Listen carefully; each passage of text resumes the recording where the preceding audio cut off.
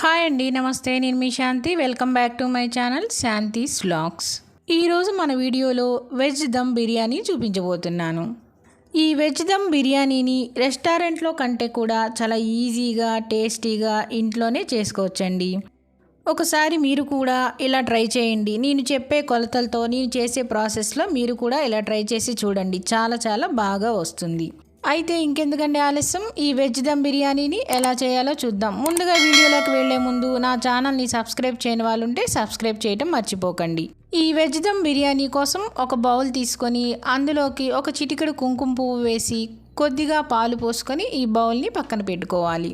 ఇప్పుడు ఒక పెద్ద సైజ్ బౌల్ తీసుకొని అందులోకి 3 కప్పుల బాస్మతి రైస్ వేసుకోవాలి. ఈ రైస్ని కొలతల్లో చెప్పాలంటే 3/4 కేజీ దాకా ఉంటాయి. ఇప్పుడు వీటిని 2-3 సార్లు శుభ్రంగా కడుక్కోవాలి. శుభ్రంగా కడుక్కున్నాక బియ్యం మునిగే వరకు నీళ్లు పోసుకొని 1 గంట పాటు పక్కన పెట్టుకొని నానబెట్టుకోవాలి. ఇప్పుడు స్టవ్ ఆన్ చేసి కడాయి పెట్టి డీప్ ఫ్రైకి సరిపడా ఆయిల్ వేసుకోవాలి. ఆయిల్ అనేది బాగా హీట్ ఎక్కాక 4 పెద్ద సైజు ఉల్లిపాయల్ని తీసుకొని సన్నగా పొడవుగా ఇలా నేను చూపించే విధంగా కట్ చేసుకొని ఈ ఆయిల్లో వేసుకొని వేయించుకోవాలి. ఉల్లిపాయల్ని ఇలా బాగా కలుపుకుంటూ బ్రౌన్ కలర్ వచ్చే వరకు వేయించుకోవాలి.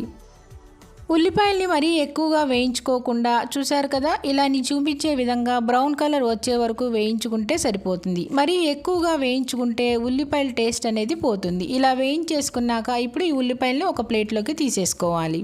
ఇలా ఉల్లిపాయలన్నీ వేయించేసుకున్నాక ఇప్పుడు వీటిని పక్కన పెట్టేసుకొని చల్లారి పెట్టుకోవాలి. ఇప్పుడు ఒక మిక్సీ జార్ తీసుకొని అందులోకి 5-6 పచ్చిమిరపకాయల దాకా ఇలా ముక్కలుగా చేసుకొని వేసుకోవాలి. అలాగే ఒక పెద్ద సైజు వెల్లుల్లిపాయను తీసుకొని ఆ వెల్లుల్లి రెబ్బలు పొట్టు తీసేసుకొని ఇందులో వేసుకోవాలి. అలానే 50 గ్రాముల అల్లాన్ని చిన్న ముక్కలుగా కట్ చేసుకొని వేసుకోవాలి. ఇప్పుడు ఇందులో కొద్దిగా నీళ్లు పోసుకొని దీన్ని అంతటినీ మెత్తటి పేస్ట్లా చేసుకోవాలి. ఇలా మెత్తటి పేస్ట్లా చేసుకున్నాక ఇప్పుడు ఈ మిక్సీ జార్ని పక్కన పెట్టేసుకోవాలి. తర్వాత ఒక పెద్ద సైజు బౌల్ తీసుకొని అందులోకి 1 కప్పు చిక్కటి పెరుగుని వేసుకోవాలి. 1 కప్పు క్వాంటిటీ 1/2 లీటర్ దాకా ఉంటుంది. ఇలా 1/2 లీటర్ పెరుగు వేసుకున్నాక గరిటెతో సాఫ్ట్గా కలుపుకోవాలి. మనం తీసుకున్న పెరుగు చిక్కగా ఉంది కాబట్టి ఒకసారి గరిటెతో ఇలా సాఫ్ట్గా కలిపేసుకున్నాక ఇప్పుడు మనం మిక్సీ వేసుకున్న అల్లం, పచ్చిమిర్చి, వెల్లుల్లి పేస్ట్ ఉంది కదండి, ఆ పేస్ట్ మొత్తాన్ని ఈ పెరుగులో వేసేసుకోవాలి. ఇలా వేసుకున్నాక 1 టీ స్పూన్ పసుపు, 1 టీ స్పూన్ ధనియాల పొడి, అలానే 2 టేబుల్ స్పూన్ల కారం వేసుకోవాలి.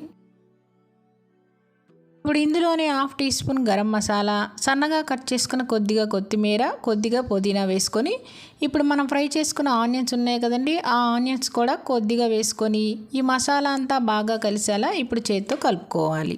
మనం వేసుకున్న పెరుగుకి ఈ మసాలాలన్నీ బాగా పట్టేలా కలిపేసుకోవాలి. ఇలా కలిపేసుకున్నాక ఇప్పుడు 2 మీడియం సైజ్ బంగాళదుంపలు తీసుకొని ఇలా పెద్ద సైజు ముక్కలుగా కట్ చేసుకొని వేసేసుకోవాలి. తర్వాత ఇందులో ఒక చిన్న సైజు కాలీఫ్లవర్ని తీసుకొని శుభ్రంగా కడుక్కొని ఇలా చిన్న ముక్కలుగా కట్ చేసుకొని వేసుకోవాలి. ఇందులోనే ఒక 10 బీన్స్, 2 క్యారెట్లని ఇలా చిన్న ముక్కలుగా కట్ చేసుకొని వేసేసుకోవాలి. ఇంకా మనకు కావాల్సిన వెజిటబుల్స్ ఏవైనా ఉంటే వేసుకోవచ్చు. ఇలా వేసేసుకున్నాక ఒకసారి చేత్తో ఈ మసాలా అంతా ఈ వెజిటబుల్స్కి పట్టేలాగా కలిపేసుకోవాలి. ఇలా మసాలా అంతా బాగా కలిసేలా కలుపుకున్నాక ఇందులో ఒక చిన్న సైజు నిమ్మకాయని తీసుకుని ఆ నిమ్మకాయను కూడా రసం పిండుకొని వేసుకోవాలి. తర్వాత ఇందులో ఒక అరగంట పాటు నానబెట్టుకున్న 100 గ్రాముల పచ్చి బఠానీని కూడా వేసుకోవాలి. ఇప్పుడు ఇందులోనే రుచికి సరిపడా ఉప్పు కూడా వేసేసుకొని ఒకసారి మొత్తం బాగా కలిసేలా కలిపేసుకోవాలి. ఇలా కర్రీ అంతా బాగా కలిసేలా కలుపుకున్నాక ఒక 10 నిమిషాల పాటు దీన్ని పక్కన పెట్టుకోవాలి. ఇలా పక్కన పెట్టుకోవటం వల్ల మసాలాలన్నీ వెజిటబుల్స్కి పట్టి కర్రీ అనేది చాలా టేస్టీగా ఉంటుంది. ఇప్పుడు స్టవ్ ఆన్ చేసి స్టవ్ మీద ఒక మందపాటి గిన్నెని పెట్టుకొని అందులో 1/2 వంతు దాకా నీళ్లు పోసుకోవాలి. ఇలా నీళ్లు పోసుకున్నాక ఒక 5 నిమిషాలు మూత పెట్టేసి నీళ్ళని వేడెక్కనివ్వాలి. 5 నిమిషాల తర్వాత మనం మూత తీసి ఇందులో మసాలా దినుసులు వేసుకోవాలి. 2 బిర్యానీ ఆకులు, 10 మిరియాలు, ఒక చిన్న చెక్క ముక్క, అలానే 2 లవంగాలు, 1 మొగ్గ, 4 యాలకులు వేసుకొని ఒక స్టార్ పువ్వు కూడా వేసేసుకొని అలానే 1 స్పూన్ షాజీరా వేసుకొని 2 పచ్చిమిరపకాయలను కూడా పొడవుగా చీల్చుకొని వేసుకొని తగినంత ఉప్పు, 1 స్పూన్ ఆయిల్ కూడా వేసుకోవాలి. ఇలా వేసుకున్నాక ఇప్పుడు ఇందులో 2 నిమ్మకాయ స్లైసులు కూడా వేసేసుకొని మూత పెట్టేసేసి ఈ నీళ్ళని బాగా మరగనివ్వాలి. ఈ నీళ్లు మరిగేలోపు మరొక పక్క స్టవ్ ఆన్ చేసుకొని కడాయి పెట్టుకొని అందులో 2 టేబుల్ స్పూన్ల దాకా ఆయిల్ వేసుకోవాలి. ఆయిల్ వేసుకున్నాక ఇప్పుడు మనం 10 నిమిషాల పాటు కలిపి పెట్టుకున్న వెజిటబుల్ మిశ్రమాన్ని అంతటిని ఇందులో వేసేసుకోవాలి. వెజిటబుల్ మిశ్రమం అంతా వేసుకున్నాక ఒకసారి కలుపుకొని ఈ కర్రీని మూత పెట్టకుండా ఇలా మధ్య మధ్యలో గరిటెతో కలుపుకుంటూ ఉడికించుకోవాలి. ఇలా కర్రీ అనేది కలిపేసుకున్నాక ఇప్పుడు మరొక పక్క మనకి నీళ్ళు అనేవి ఇలా మరుగుతూ ఉన్నాయి. ఇప్పుడు ఇందులో మనం నానబెట్టుకున్న బిర్యానీ రైస్ ఉన్నాయి కదండి, ఆ రైస్ని వేసేసుకోవాలి.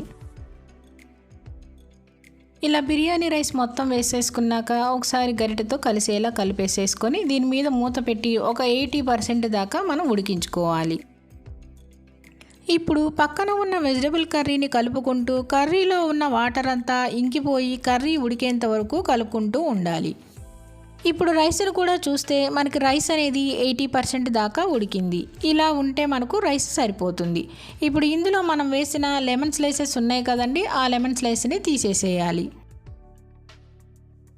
ఇలా లెమన్ స్లైసెస్ తీసేసిన తర్వాత స్టవ్ ఆఫ్ చేసేసుకొని ఇప్పుడు ఈ గిన్నెని పక్కన పెట్టేసుకోవాలి.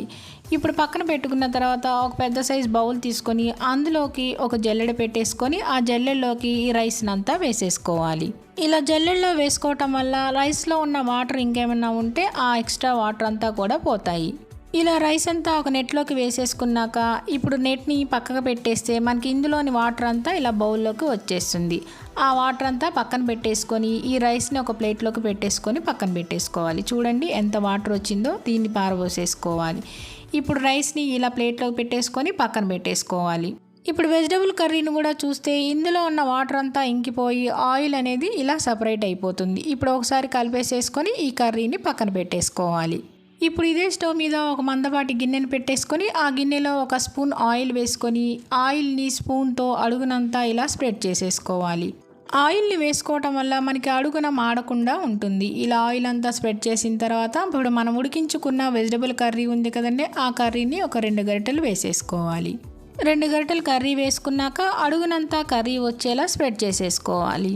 కర్రీని ఇలా స్ప్రెడ్ చేసిన తర్వాత ఇప్పుడు మనం ఉడికించిన రైస్ ఉంది కదండి, ఆ రైస్ని పైన లేయర్ లాగా 5-6 గరిటెల దాకా వేసేసుకొని ఈ రైస్ని కూడా స్ప్రెడ్ చేసేసుకోవాలి. రైస్ని కూడా లేయర్లా ఇలా వేసుకున్నాక ఇప్పుడు మనం పాలలో కుంకుమ పువ్వు వేసుకొని పక్కన పెట్టుకున్నాం కదండి, ఇప్పుడు ఆ కుంకుమ పువ్వు పాలని 2-3 స్పూన్ల దాకా వేసుకోవాలి. కుంకుమ పువ్వు పాలను వేసుకున్నాక ఇప్పుడు ఇందులో ఒక రెడ్ కలర్ ఫుడ్ కలర్ని కొద్దిగా నీళ్ళల్లో వేసేసుకొని కలుపుకొని ఆ కలర్ని కూడా ఒక 2 స్పూన్ల దాకా వేసేసుకోవాలి. ఫుడ్ కలర్ అనేది మీ ఆప్షనల్ అండి, ఇష్టమైతే వేసుకోవచ్చు, లేదంటే స్కిప్ చేసుకోవచ్చు. తర్వాత మనం ఫ్రై చేసుకున్న బ్రౌన్ ఆనియన్స్ ఉన్నాయి కదండి, ఆ ఆనియన్స్ కూడా కొద్దిగా పైన లేయర్లా వేసేసుకోవాలి. ఇప్పుడు సన్నగా కట్ చేసుకున్న కొత్తిమీర పుదీనాను కూడా వేసేసుకోవాలి. అలానే పైన ఒక 2 గరిటెలు వెజిటబుల్ కర్రీని లేయర్ లాగా వేసేసుకోవాలి. కర్రీని ఇలా వేసేసుకున్నాక ఇప్పుడు పైన రైస్ను కూడా 5-6 గరిటెల దాకా లేయర్ లాగా వేసేసుకోవాలి. ఇలా పైన లేయర్ లాగా వేసేసుకున్నాక ఇప్పుడు కుంకుమ పువ్వు పాలు ఉన్నాయి కదండి, ఆ పాలను కూడా మరో 2 స్పూన్లు వేసేసుకొని అలానే ఫుడ్ కలర్ని కూడా ఒక 2 స్పూన్లు వేసేసుకొని పైన సన్నగా కట్ చేసుకున్న కొత్తిమీర పుదీనాని వేసేసుకోవాలి. ఇప్పుడు మనం ఫ్రై చేసి పెట్టుకున్న కొద్దిగా బ్రౌన్ ఆనియన్స్ కూడా వేసేసుకోవాలి. ఆనియన్స్ వేసేసుకున్నాక ఇప్పుడు మిగిలిన వెజిటబుల్ కర్రీ ఉంది కదండి, ఆ వెజిటబుల్ కర్రీని మొత్తాన్ని వేసేసుకోవాలి. తర్వాత ఇప్పుడు మిగిలిన రైస్ను కూడా పైన మొత్తం వేసేసుకోవాలి.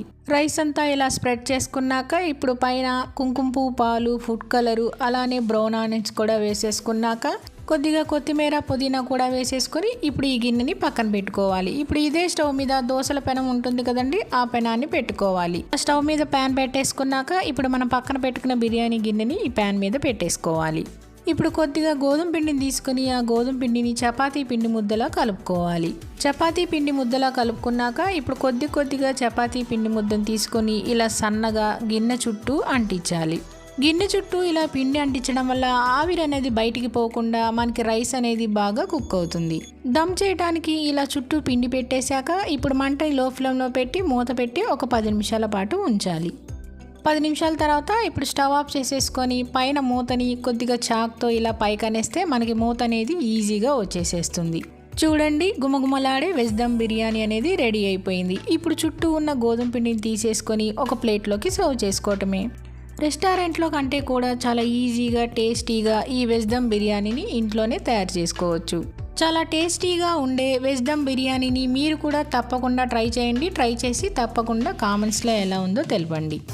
అంతేకాదండి, ఈ వెజ్ దమ్ బిర్యానీ వీడియో నచ్చిందా అండి? నచ్చితే కనుక లైక్ చేయండి, షేర్ చేయండి, సబ్స్క్రైబ్ చేయండి. మరిన్ని అప్డేట్ కోసం కిందన్న బెల్ ఐకాన్ని క్లిక్ చేయండి. ఇట్లు మీ శాంతి.